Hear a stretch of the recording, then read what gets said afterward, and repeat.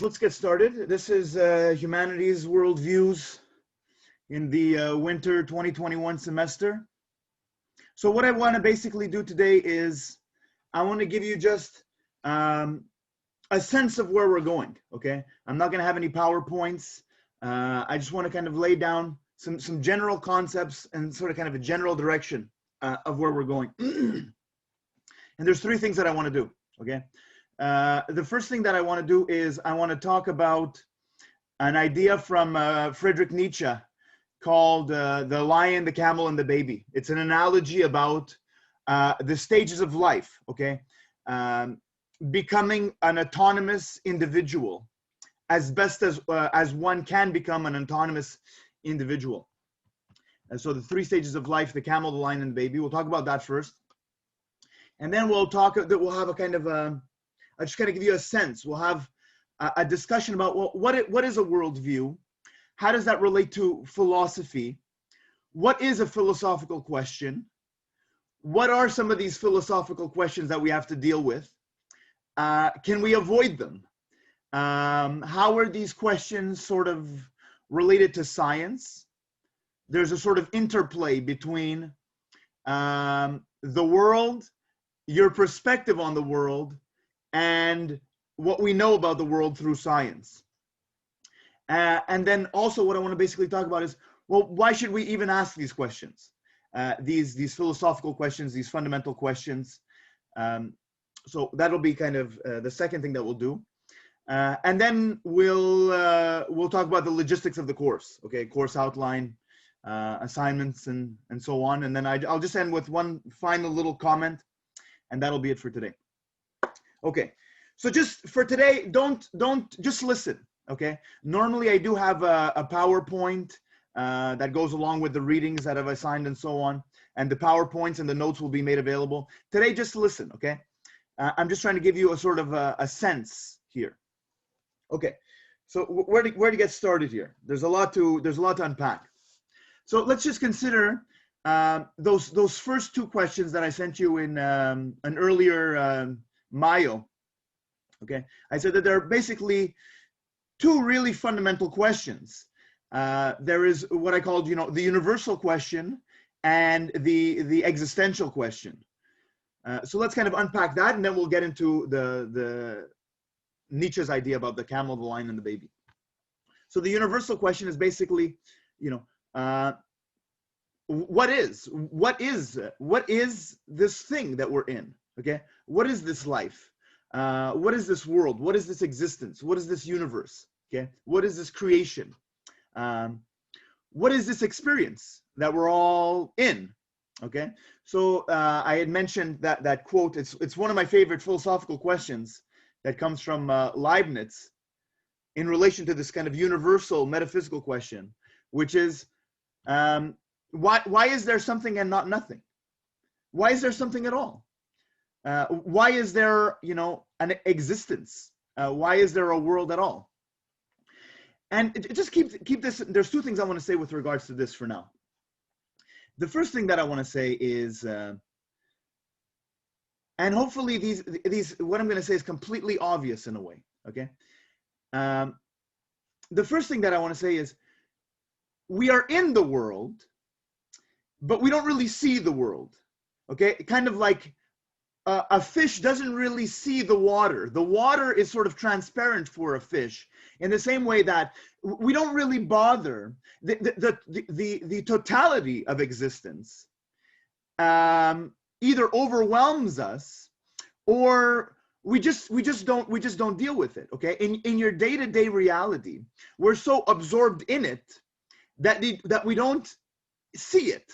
Okay, so just entertain that. It's kind of like, you don't see the forest for the trees. You don't see the world because you're totally absorbed in it.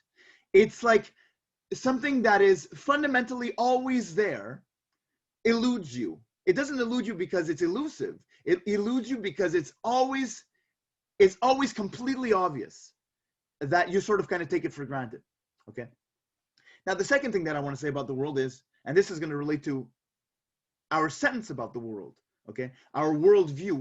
Let me define that very loosely right now. We all have a worldview. we all have a basic set of fundamental assumptions about what this world is, what it's all about, where it's going, and what we're supposed to do with it. We all have that, whether we can articulate it or not, whether we've thought deeply about it or not. We are all operating on a basic system of beliefs and assumptions, okay? And so the second point I want to make here is your experience of the world, what you call the world, is in part shaped by your expectation of what it is, which is also a strange kind of thing, okay? The framework that you interact, that you engage with the world with, is kind of a filter, of your experience.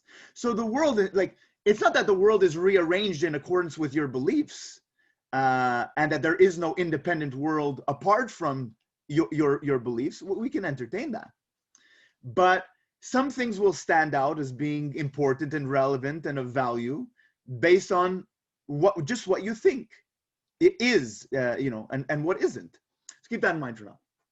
So that fundamental, the universal question: what is existence? When you say reality, what is even meant by that word reality? How is that word to be understood? Okay, so we'll continue unpacking these questions a little bit after we talk about Nietzsche. But there's a second question there, which is what I would call the particular or the existential question, which is, why am I me? Why am I me? So there's a few ways of looking at it. First of all, what are the factors? What are the formative influences that have made me who I am? And we'll talk about that with the question of Nietzsche. So there's kind of two ways of looking at that. First one is, what are the factors that have shaped me into who I am? And some of these factors are contingent. Some of these factors are arbitrary. Some of these factors are just completely random. Okay. Why am I me and not you? Okay. And that opens up a kind of a second question, which is the sort of subjective question, which is going to also, we're going to be entertaining, is we always, let me try to put it this way. You always and forever only encounter the world through the perspective of you, your own subjectivity, your own consciousness. From the moment you're born to the moment you die, you are interacting with this world, and always from that singular vantage point, that consciousness, which is you, and we are all, in some sense, in our own, even though there are a lot of things that we can share, there are a lot of things that we can communicate, there are a lot of shared experiences, we are always and forever in our own subjective worlds, okay? So this Zoom meeting right now is a moment in the experience of the life of me, Mike Tilley, and that's it. So that's the kind of all these subjective moments, and there's this sense as well. There's a sense in which, for all the things that we can communicate, I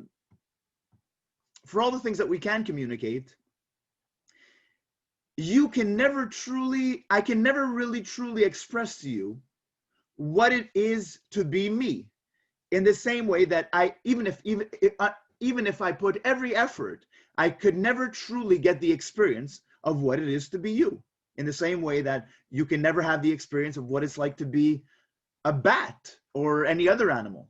Okay, Joshua, how are you? Good of you to join us. Okay, so now let's get into this this idea from Nietzsche, and this is an idea that I want you to retain. There will be a response question on this afterwards. I'll describe response questions when we talk about the logistics, but just entertain this idea, because there's some truth to it.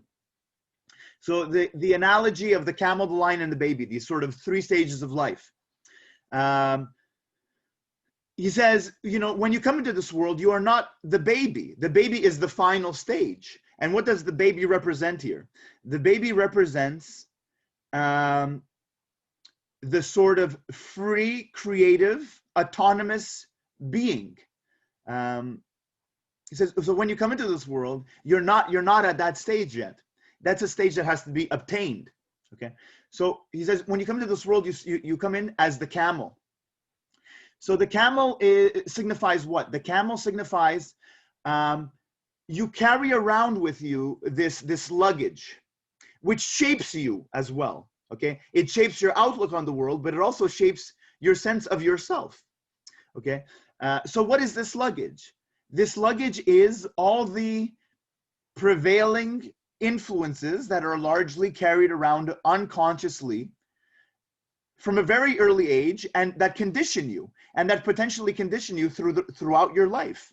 Okay, they are your initial set of beliefs, your initial worldview.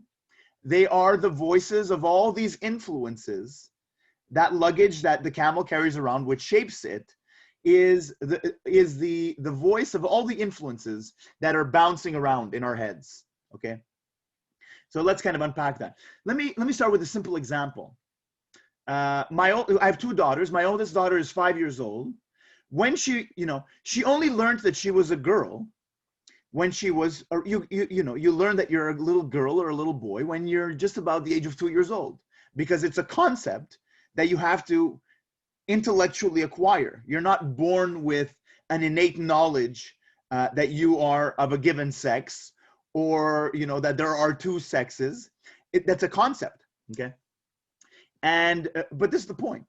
The point is, even before she becomes aware of herself, before we become aware of ourselves as a self, as an ego or a separate entity, there is a lot of inputs have been put into that machine, okay, that are sort of bouncing around, echoing around in there.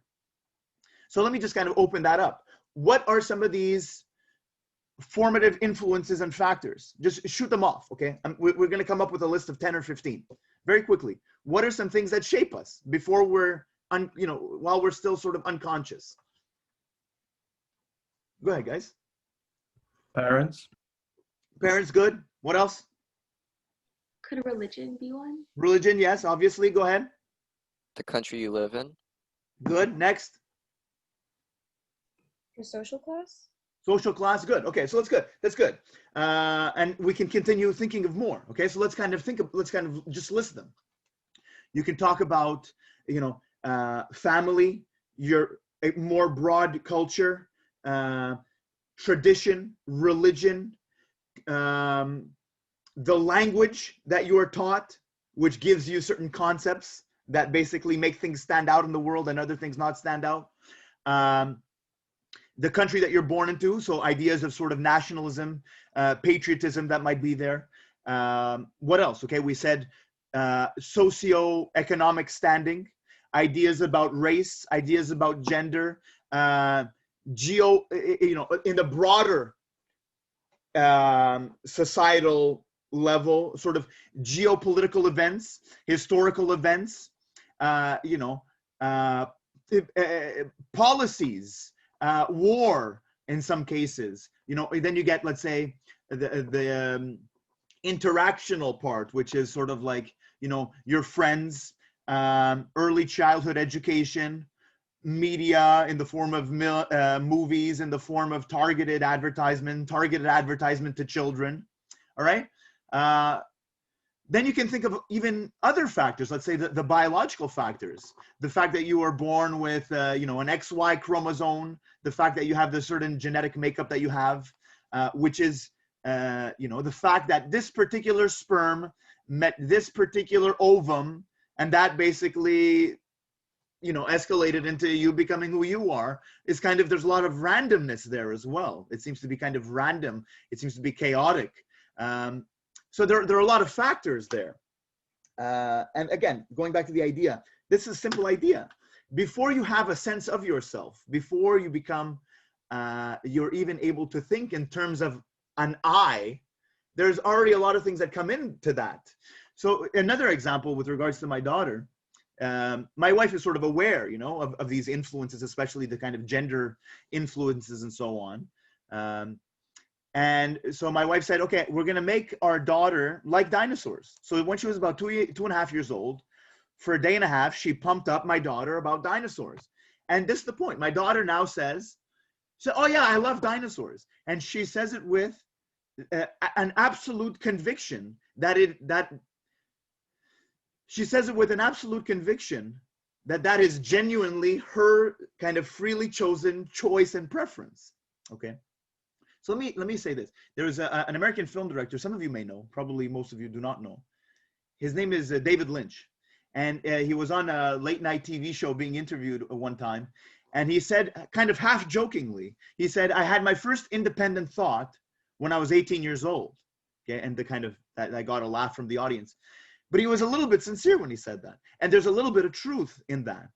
So that's the kind of the camel stage, okay? The camel stage is even your sense of who you are and what you think your choices are and your preferences are, you know, there are a lot of conditioning factors. So we can open up later on the discussion of, you know, free will. I guess that touches upon the question of free will, you know, social determinism and so on. So that's the camel.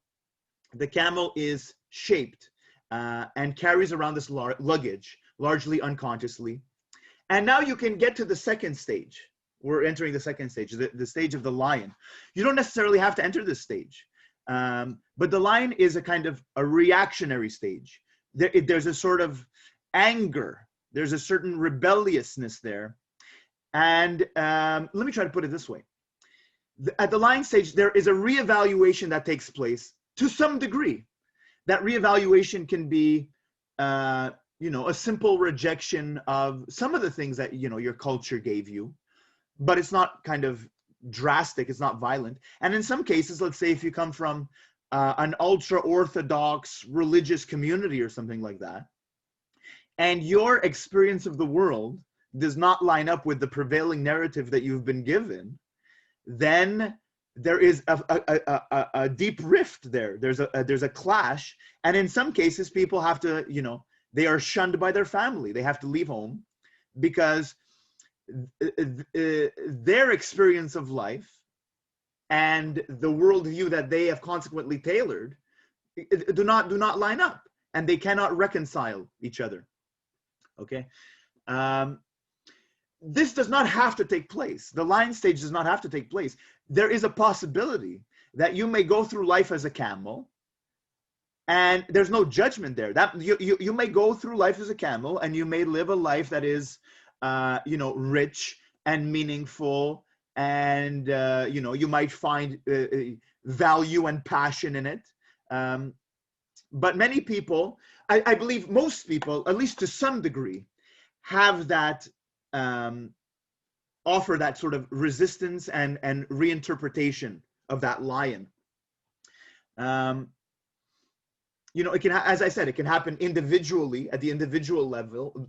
As I said, you know, for instance, you know, having to part with an ultra-Orthodox community, conservative religious community. It also happens sort of at the collective level. If you think about what happened in the Renaissance, where you had the Orthodox picture that the earth is at the center of existence, and you had this sort of the emergence, the advent of modern science in the Renaissance with people like Copernicus and Galileo and Kepler, sort of starting to question, say, look, the story does not align up with what we experience, what we observe, okay? And that created a deep rift, and people died, okay? This sort of the transition in the history of science from what you call the geocentric model of the solar system to the heliocentric model of the solar system. People, you know, I think like Giordano Bruno got burned at the stake because he was regarded as a, you know, he's a scientist who's regarded as a heretic. You know, you're spewing nonsense which does not fit with our picture. So sometimes it can be quite violent. This is important. That, and I uploaded a video kind of explaining this. It's kind of a short animation. It's like a 6-minute animation explaining these stages of life. But this is also an important point. It's a little bit more complex, but I think, you know, it's easy to grasp. Is that in the lion stage, when you are re-examining the fundamental assumptions that you've been taught, what is also implied by that is you also have to simultaneously re-examine yourself. because your self-identity is in part constructed by and scaffolded by all these other beliefs and fundamental assumptions that you've absorbed, okay, that you've been assimilated into, that you've been indoctrinated into. Indoctrinated is pretty heavy as a word, but you get the point. So in the lion stage, there's a kind of anxiety there as well. There's a fear in there as well, because in questioning this thing, I also have to rewrite my sense of myself, okay, which can be kind of scary, but it can also be liberating. So let me give you a personal example.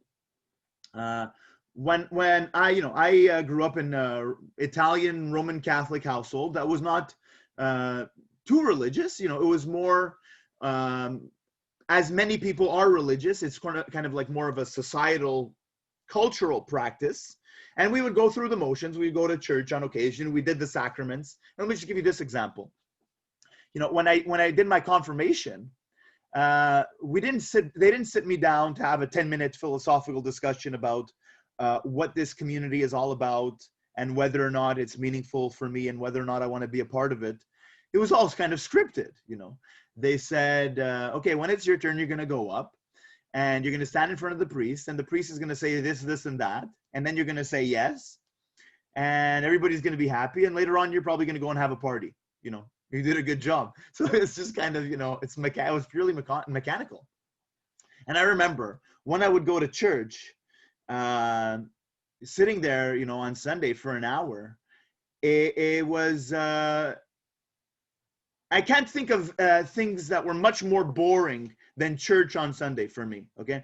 And that's kind of regrettable, because there are a lot of, let's say, religious communities that have religious gatherings that are very, very lively and engaging and philosophical, I found my experience to be kind of very mechanical and kind of boring, sit, kneel, stand, and it got to the point where, when I finally got to this is an example of the sort of the lion stage. When I got to the lion stage, I was, 17, 18, 19 years old, like many of you. And I just thought religion was just the stupidest nonsense that I've ever heard. And I became vocally atheistic, and I would be confrontational to people that were religious, and I would be offensive. I would just say that this is the stupidest stuff ever. But the point is, you go through that. There's a sort of re-examination. In that re-examination, it doesn't necessarily result in a rejection, okay? But you decide, you tailor it in a way. So I'm no longer hostile to religion like that. I would say that in some sense that I do have even beliefs that are religious or spiritual or esoteric in nature, that are not rooted in scientific observation. But so that's something that I had to go through. So that's the lion stage. And now lastly, he says, if once you've done that work, you open up, you enter into this baby stage. You are finally this autonomous, free entity, or as free as one can be in this world. Okay, so I want to have a little comment on that right at the end of the class. But ask yourself if that's something that makes sense to you. Does that sort of story make sense with your experience? I think that all of us can think about at least some of our beliefs that we had inherited, that we have had to that have evolved over time, that had changed, or that were rejected or amended, and so on. Okay.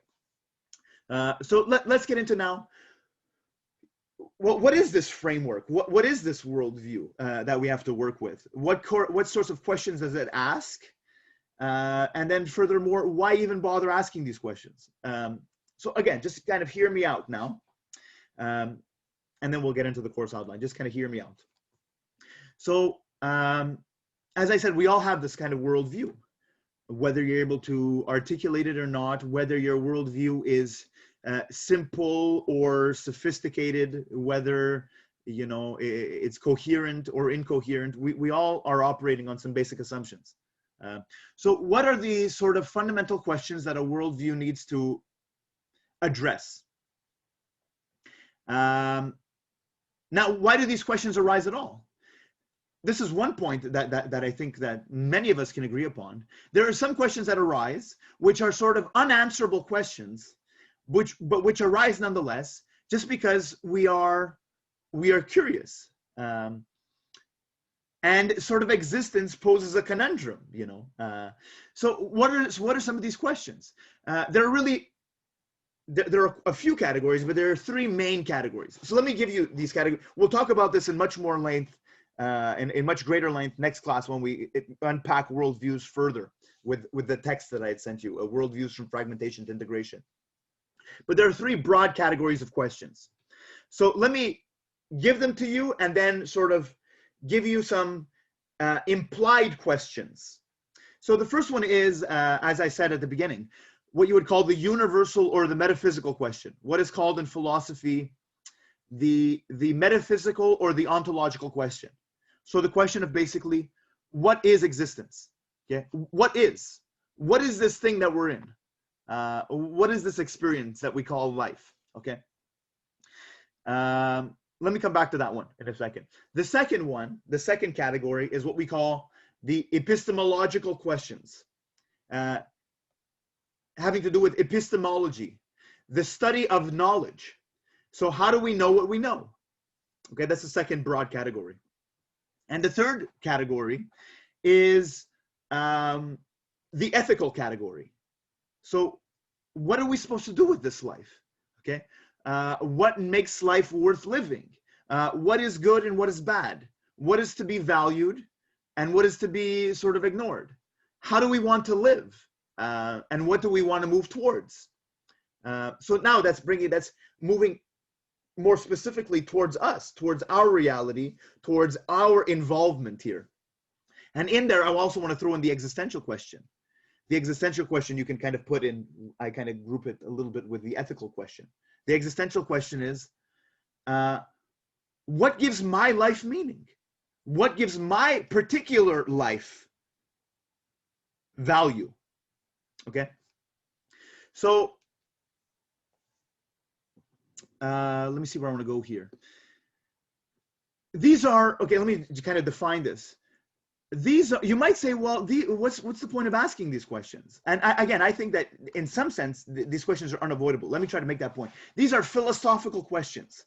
So what is philosophy? Philosophy is the game of asking really interesting questions that don't have answers. Okay. Philosophy is the study of fundamental problems. So you might say at this point, well, what's the point? Why even bother? Why bother with questions that are unanswerable? So let me sort of answer that question now, and then I'll give you more reasons as to why you should be intrigued by these questions. But philosophical problems are fundamental in two ways. The first one we've already touched upon. They're fundamental in that they're so general that they can't be answered. Okay, but they're sticky at the same time, because while they cannot be answered, they cannot be ignored. That is to say, they're sticky, they linger. They're always, if you open your eyes, they're always kind of right there in the background of things. You know what I mean? But you sort of get distracted with day to day. You know, I got to do this, I got to do that. You know, got to go to work. But they're always right there in the background. Okay, and we're very good at sort of, okay, well, you know, I'm not going to think about it. It doesn't arise for me. Or if it does arise to me, you know, I'll postpone it. I'll think about it tomorrow. So they're fundamental in the sense that they are unanswerable, but simultaneously unavoidable. So there you go. So we're not going to get an answer, but they are nonetheless relevant. Let me give you two examples. If you consider like an ethical question of justice. Justice is, can we ever formulate a singular answer of what justice is? Can we develop, let's say, an app or a software or an artificial intelligence which is going to do all the work of justice and going to decide who's guilty and who's not guilty and who deserves what and who doesn't deserve what? That seems highly unlikely. So justice is something that you constantly have to grapple with. It's constantly there, okay, especially if you want to live in a kind of organized, functional society. It's not an immediately answerable question. in that this is the answer and now we're done with it, let's move on. It's always open, okay? And yet at the same time, it's extremely relevant, okay? And another one, more specifically, going back to the existential question, the existential question of what am I going to do with my life? That doesn't have an answer. It doesn't have an objective answer. Science is not going to help you answer that question. And again, you can try to avoid it, and good luck. But you ignore it at your own peril because it's extremely relevant. So now let me give you just give you an idea of going back to those sets, the metaphysical, the epistemological, and the ethical. What are some implied questions? So let's look at the first one. Basically, what is this existence? What do you mean by reality? What is even meant by reality? How do you know that this is not a dream? What is consciousness? What is the nature of consciousness? What is the nature of motion? That's an interesting sort of metaphysical question that has baffled physicists. Why do things change at all? That goes back to, Heraclitus. It's like, are things stagnant or are things in perpetual change? Okay. The question of, is there an eternal soul? What happens to us after we die? These are all metaphysical questions. Does God exist? If God exists, then what can be known about God? What attributes do we put attached to God? And then you can ask, like, where did this come from? Where did this thing that we're in, this world, where did it come from and where is it going? So let me give you two sort of prevailing paradigms with regards to that question. What is? Okay.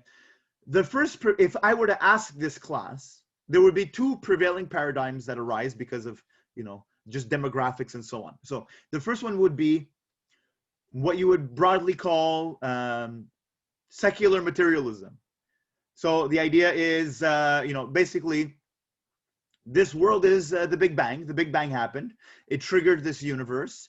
Then through chaos and chance and evolution, and you end up forming life. And then you have, the history of humanity. The history of humanity is a sliver in comparison to the totality of the duration of the universe up until now.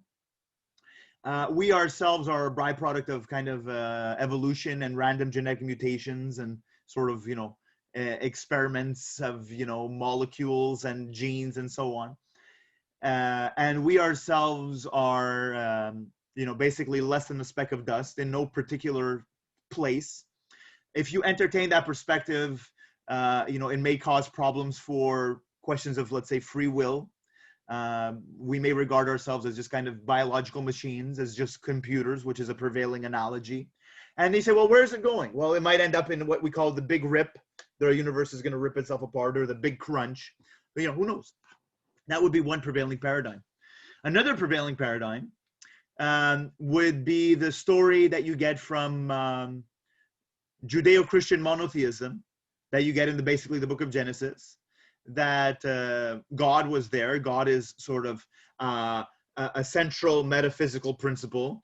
God made the world in 6 days, rested on the seventh. He made Adam and Eve out of clay, and he also imparted them this immaterial substance, which is the soul, which is eternal.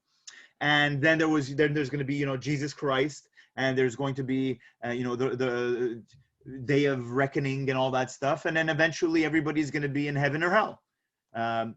Okay. Those are not the only two metaphysical stories or the only two, creation myths. There are, Native American creation stories. There is stories that you get from, Hinduism and Buddhism. In Hinduism, you have the universe never started and it's never going to end. The universe is this big wheel of samsara, and we're all on it. And the universe is just recycling what is and turning it into something else. Okay, so you die and you're reborn, and you die and you're reborn, and you die and you're reborn. And at one point, you start to realize this. You start to become enlightened, and you say, I want to get off the wheel. So you can't get off the wheel. Okay, we're stuck on this wheel. The wheel is all that there is. Okay, so those are kind of metaphysical questions. then you have the kind of, let me speed up just a little bit here. Then you have the epistemological questions. The epistemological questions are basically, what can be known? What can be known and how can it be known? How do you know what you know? And then there are sort of implied questions there, which are, to what degree can you trust your senses? To what degree can we rely on science? Can science answer all our questions? Is there a limit to science? These are all sort of epistemological questions. Even questions like, how do you know that you're not dreaming? How do you know that you are not in a computer simulation right now? And you can sort of overlap metaphysical questions with epistemological questions. So you can say something like, how can you verify the existence of other people? I know that I'm conscious. That's just a kind of an immediate fact about me and my life, is I'm conscious. And unless you want to adhere to something called solipsism, you also assume that other people are conscious. How do you know that other people are conscious entities like you, and they're not, robots or figments of your imagination? And then the ethical questions, we said, like, what is justice? What is fairness? What should we be spending our time and energy on? What should we be allocating our resources towards? Where should we try to go as a humanity? Okay, should we go towards basically, climate crisis and nuclear destruction, or should we go down a utopian path? And how do we balance that with sort of realism and expectations and calibrating our outlook with as best as we can with reality? Okay. A lot of questions, and even a lot more questions. And that's kind of, if there's a skill here, in this class, there isn't really a skill in the way that there is with sort of the ethics class or the knowledge class, in that, we see different theories, we understand what it means to be, clear and coherent and logical, and fallacies and all this stuff. In this class, if there's a sort of skill at all, it's basically, how do you probe a worldview? How do you extract somebody's worldview to get the richness and the complexity of it? There's a skill in doing that, okay? So in this class is kind of like, I don't really have much to teach you. It's more just sort of exposure to different perspectives, and hopefully some perspectives that, are different than your own, and even maybe challenge some of your beliefs. Okay, what do I want to say now? Okay, let's kind of continue with that. There is okay. Let me try to put it this way. The fundamental fact of the matter is this: and I'll talk about science in a minute. This is a kind of a fundamental truth, I think. I guess you can disagree with me if you choose to, but the world is always greater than any attempt by the human mind and the human intellect to comprehend it. That's basically just the fact, okay? A lot of people don't want to hear that. The world is always going to be bigger than you can think it, than any system of beliefs or religion or worldview. And that's just kind of the human condition. So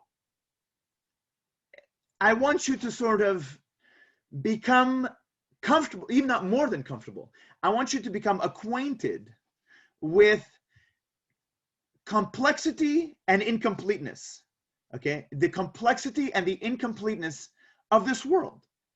And they're just some things that you're just not going to know. And it's a little bit scary, but at the same time, it's kind of fascinating.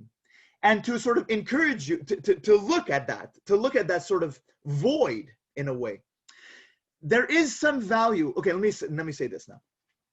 So anybody that approaches you that says, I know what this life is all about. I know how to get you to heaven. I know how to make you enlightened.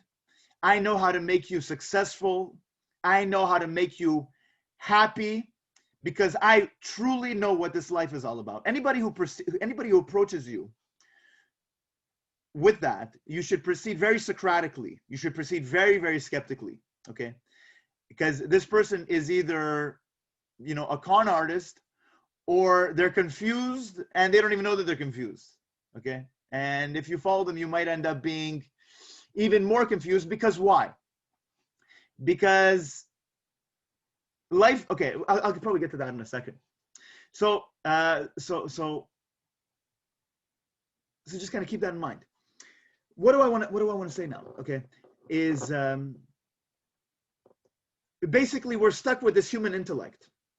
This human intellect is kind of like it's a double-edged sword. It's a double-edged sword in that it enables us to know so much, and we get that. Okay, it's fascinating that we're able to actually verify things that we ourselves do not see with our own eyes. Okay, we're able to verify, let's say, the existence of viruses. We're able to verify the existence of black holes. That's fascinating. Okay, that's an extremely fascinating and extremely beneficial result of the human intellect. And it is extremely beneficial. If you look at science, if you look at technology, it's not just a kind of a self-referential system. It actually seems to suggest that there is something that can be known, at least to some degree, about the outside world, about the objective world. Okay, and that can benefit us tremendously through modern technology in the form of, let's say, modern medicine. It's like magic. This Zoom call is magic. We have no, it's fascinating that it works at all. Your cell phones, your laptop, it's fascinating, okay? But it's a double-edged sword. Our intellect is a double-edged sword in that it is a benediction and a curse. Also, we have to say that our technology can also be extremely destructive, okay? We can destroy people, we can destroy habitats, we can destroy the ecology. So that's also another thing. But our intellect is a double-edged sword in that for all the things that it can tell us and show us that we can observe and verify scientifically, it also shows us all the things that we don't know and that we can't know. So let me give you just a little example. Let's say, going back to that idea of, does the earth go around the sun or the sun go around the earth? As long as you want to, you can think about 600 years ago, that question was basically up in the air. Actually, it was the common sense thing to say would be, well, I don't feel like I'm moving, and I observe the sun moving around. So therefore, it seems to me to be that the sun moves around me, and it's not me and the planet that move around the sun, okay? And it's exactly the opposite, which seems to be the best case, the best story, is that you do go around the sun. You don't feel, we're going around the sun at 30 kilometers a second. You don't feel yourself going around the sun at 30 kilometers a second, which is fascinating, okay? Now, so that's a question that was, for a moment, unanswerable scientifically, but it became answered. Consider the question of, is there life on other planets? That is a question that is theoretically answerable, but not for the moment practically or technologically answerable. It may be that in 50 years or 100 years from now, we'll know decisively that there is life on other planets. We do have evidence to suggest that, yeah, there may very well be life on other planets. But now, this is the point. This is the problem of our intellect, is there's another set of questions, which are the questions that are relevant to us, which are not answerable at all. We cannot even begin to imagine how they would be answerable. So questions of like, does God exist? Is there life after death? And even more importantly is, what do I do with my life? So let me just give you this example. There was a story of Jane Goodall, the primatologist who was studying chimpanzees. And one day she observed a chimpanzee mother carrying around her recently born baby, and the baby was sick. And the chimpanzee baby died, and the mother carried around the baby like a rag doll for 3-4 days. And then the baby started to bloat and started to get a little bit disgusting. And the chimpanzee mother walked into the jungle for a few moments. Jane Goodall observed this. The chimpanzee mother walks into the jungle for a few moments and comes back empty-handed. And life goes on. So in some sense, that is sort of ignorance is bliss. Okay? The chimpanzee mother is not burdened with the same sort of awareness and foresight and the concept of death. There are some animals that do seem to have some awareness of death. You know, they say like, you know, crows and elephants and dolphins have some awareness of death. But not like us, okay? Not like us, where you see other people die and you're perplexed by the fundamental question which terrifies so many people, which is, that seems to be an inevitable fact of life, that's also going to happen to me. That I am a biological thing here. I'm made out of meat. And meat basically is going to basically decompose. And my brain, so much of what I think I am and my consciousness is related to my brain. So what's going to happen when that goes? Okay. So that kind of, that's a problem. It's a problem that doesn't go away, but you can't choose to ignore it. And if you choose to ignore it, good luck. Good luck. You know, hopefully it doesn't creep up on you. So now, let me get into the sort of sales pitch here as to why we should even bother asking these questions. You might say, well, I'm a very practical person and I don't care about, you know, philosophical questions.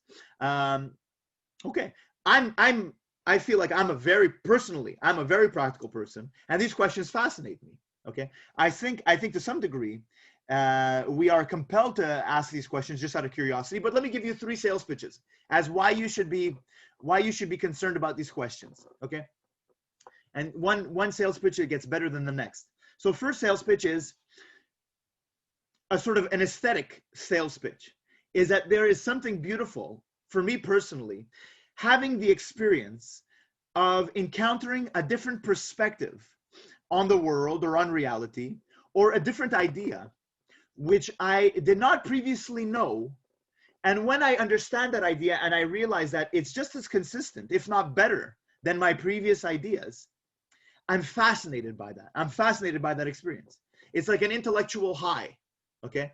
I actively seek out the experience of finding new perspectives that I hadn't previously encountered or entertained, okay? Now, that doesn't have to be, let's say, a grand philosophical experience or perspective. It can be something that, you know, you can read a book and you encounter the perspective of a fictional character, and it opens up a window, you know, and a new opening, a new perspective, and, you know, you let in some fresh air in the world.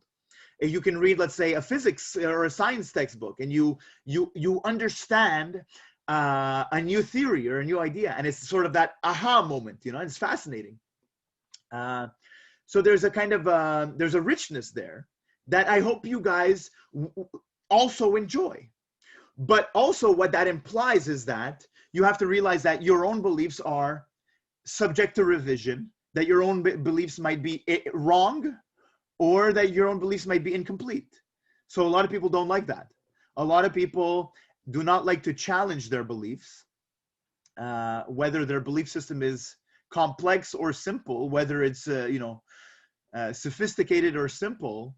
They have that conviction, as I said, of like the previous person, the conviction of assurance. They are confident that they have the truth and everybody else is wrong. Okay, and they feel bad for other people for being wrong, or they feel like, you know, other people should be killed off because they don't share the same perspective as they share.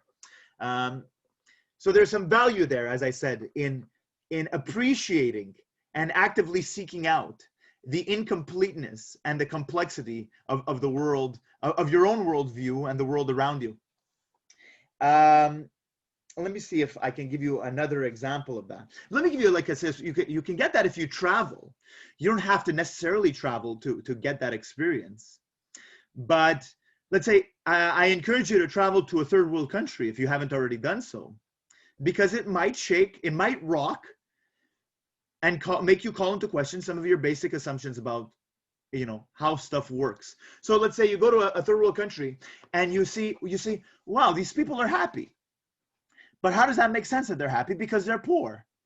And I was taught by my culture that in order to be happy, I have to secure a certain degree of material wealth.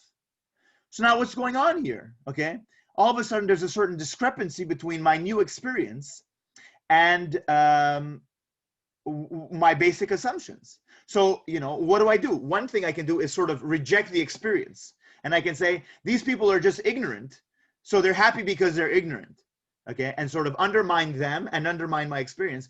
Or I can say, maybe there's something wrong with my initial assumptions that, I have to do this and that, and I have to be successful in this and that way that are societally prescribed in order to be happy. Okay, so you have this sort of moment of realizing, wow, I was wrong. Let me see if there's anything else that I want to add there. If you guys have any questions or comments at any point, okay, throughout the semester, just or even questions or comments or criticisms, just jump right in. This is also kind of a fact. This is what we're going to talk about a little bit more next week. As I said earlier, right at the beginning of this class, I said there is a kind of an interplay between the world as such, your perspective on the world, and science. That is what we learn about the world. There's a kind of a play. Sometimes that they collaborate, sometimes they contrast and conflict. But the fact of the matter is the world is always changing. So, the world that you live in is not necessarily the same world that your parents lived in. That goes back to the sort of lion stage. There always has to be at least a mild re-examination, because hopefully that makes sense to you. The world that we live in is not the same world that our parents lived in. It's not the same world that our grandparents lived in. Okay, the world that we live in is not the same world as 200 years ago, as 2,000 years ago. That should be an obvious fact, but we'll unpack that a little bit more next week. Okay, so now sales pitch number 2.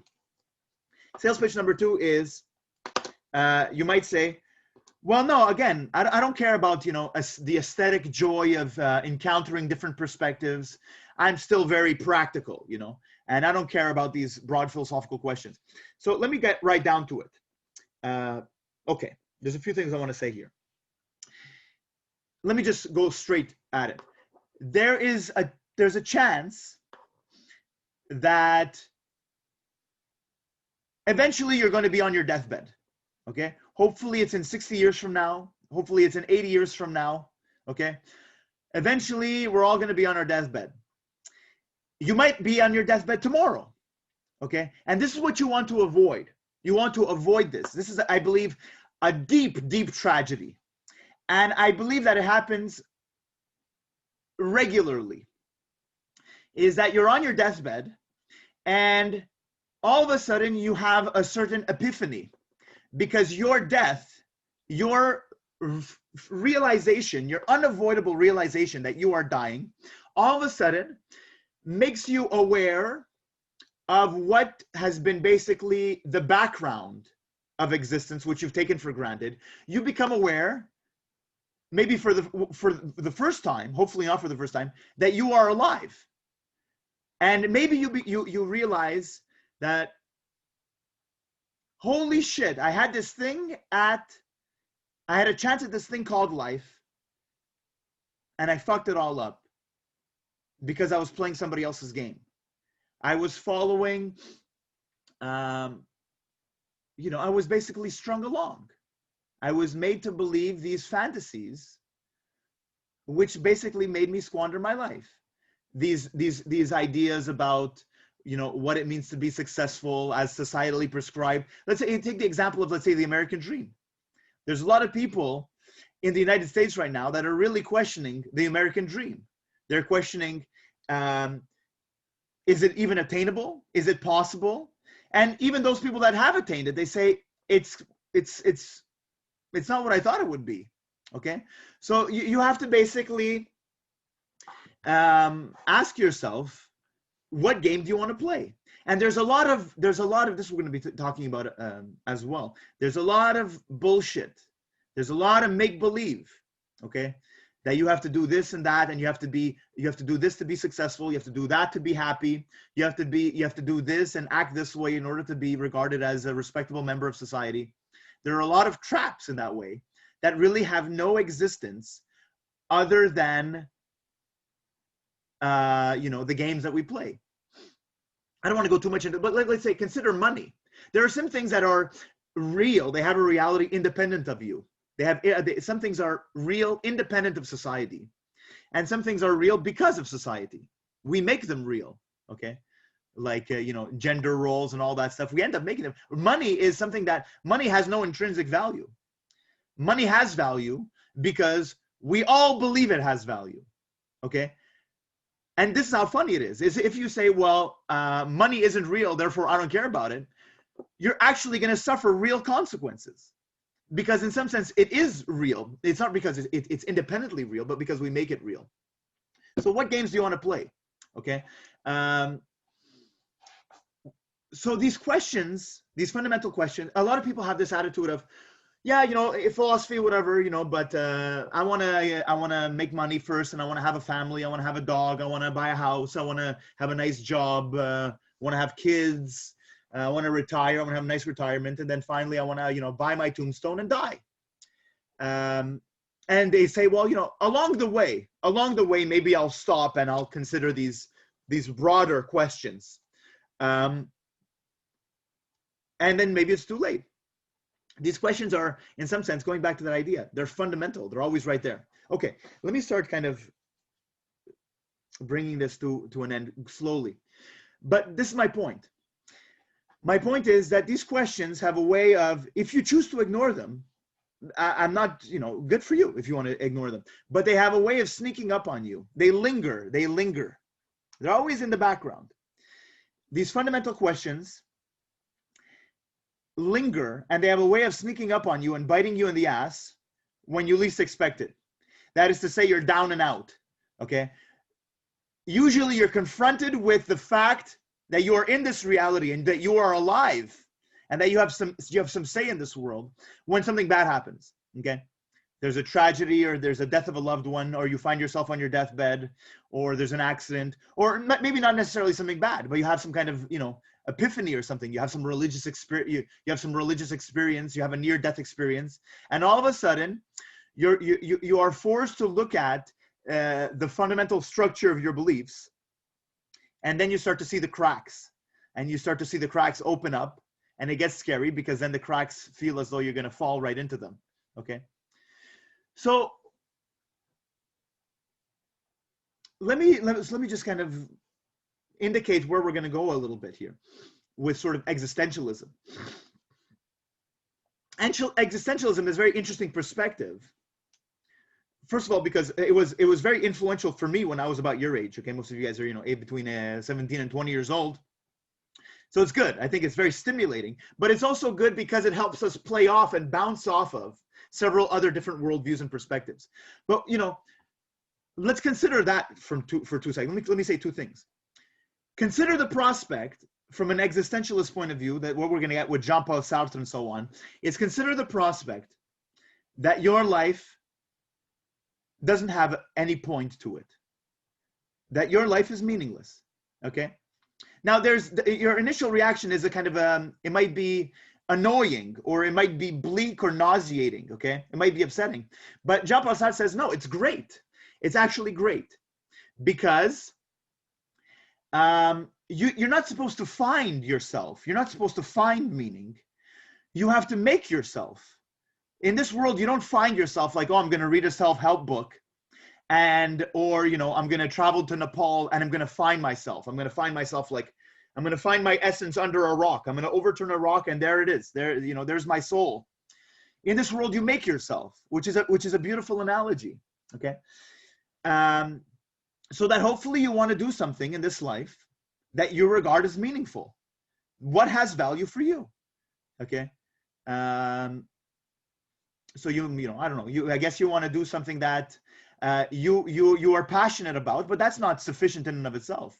Something that you care about, something that you value, something that you're passionate about, but something also that you're good at. Because just because you're passionate about something doesn't mean that you're good at it. Okay. And also something that you can contribute, like something that you're passionate about, something that you're good at, and something that you can contribute, so that you can make our experience on this planet while we're here better in whatever way you want to define that. And then hopefully while you do that, you also want to get paid a little bit, so you don't have to do it for free. Okay.